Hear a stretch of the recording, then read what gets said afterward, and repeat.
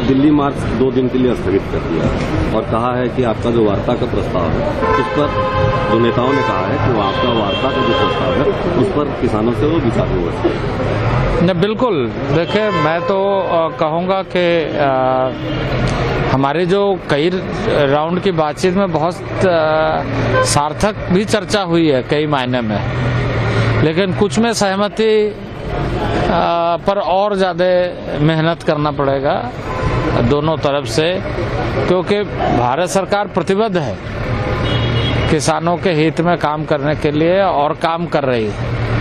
आज 2,80,000 करोड़ किसानों के खाते में सीधे डीबीटी के माध्यम से पहुंचाई जाती है।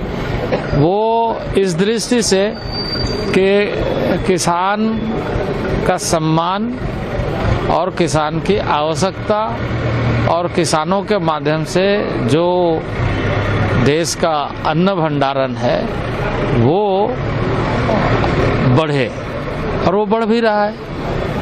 कई वर्षों के आंकड़े को अगर देखेंगे आप नरेंद्र भाई मोदी जी के नेतृत्व में, तो पहले के तुलना में इस शासन में 333 मिलियन टन तक हमारा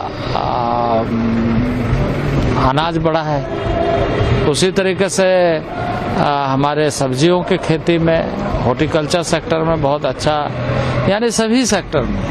अभी मैं बात कर रहा था खादी में, खादी भी तो किसानों से जुड़े हुए ही उत्पाद है, सारा वैल्यू एडिशन होता है, क्योंकि कॉटन इंडस्ट्री, कॉटन मतलब उसमें ग्रामीण क्षेत्र के लोग ज़्यादा जुड़े हुए होते हैं। उसका टर्नओवर 1,35,000 करोड़ हो गया।